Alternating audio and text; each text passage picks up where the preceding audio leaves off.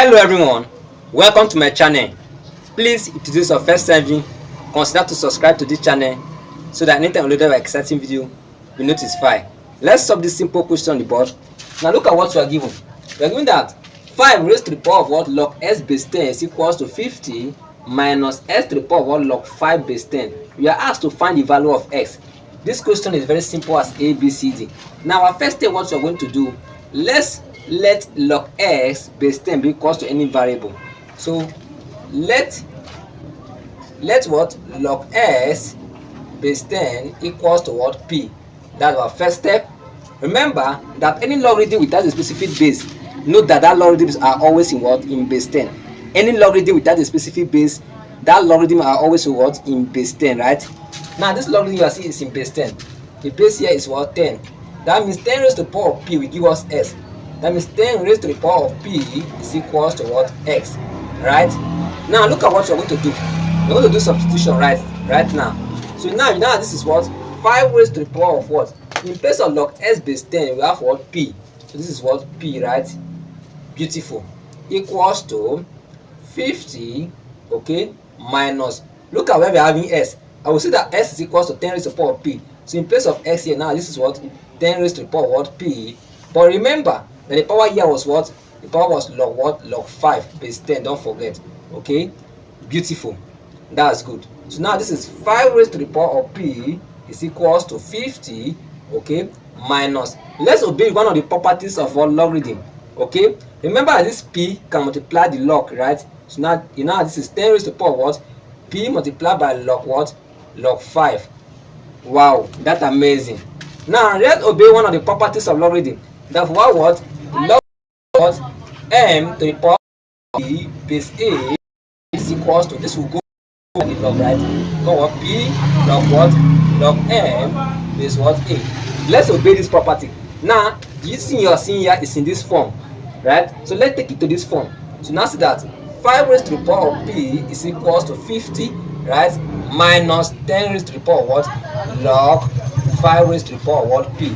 Because this can go back to become the exponent, as you can see from these properties of logarithm.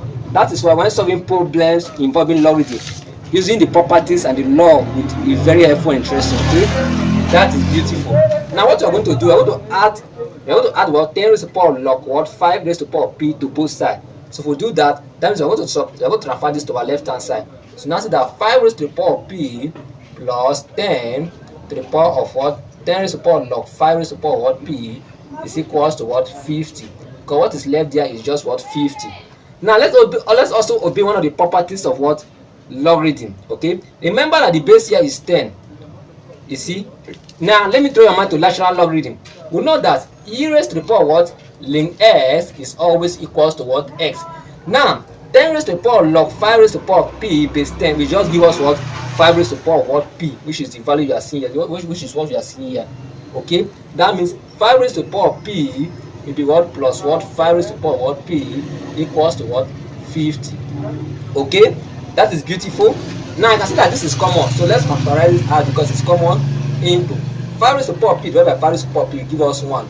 5 raised to the power of p divided by 5 raised to the power of p will give us what? Plus what? 1. All this equals to what? 50. Now 1 plus 1 will give us 2. So now this is 5 raised to the power of p into 2 equals to what? 50. Let's divide both sides by 2. So if we divide here by 2, also divide here by what? 2. 2 we cancel out. Then 5 raised to the power of p will be equals to what? 20 what? 5. Because 50 divided by 2 is 25. Now let's put 25 in this form. Remember that 5 times 5 is 25. So that means 5 raised to the power of p will be equals to 5 raised to the power of what? 2. Now since the bases are the same, let's equate the index. So we can do without them, let them go and settle themselves. Okay, now see that p is equals to what? 2. This is the value of p. But remember, we are not asked to solve for p. We are asked that what is the value of what? X. Now recall that p 10 raised to the power of p is equals to x, right? Recall that from here that 10 raised to the power of what? P is equals to what? X. And we're going that our p here is 2. That means 10 raised to the power of 2 is equals to s.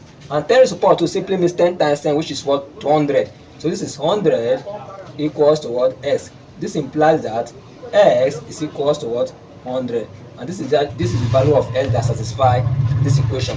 So thank you so much for watching. Please, if you find it very interesting, don't hesitate. Do well to like, comment, and also share it to your loved ones or others who learn from it. So thank you so much, and God bless you. Bye.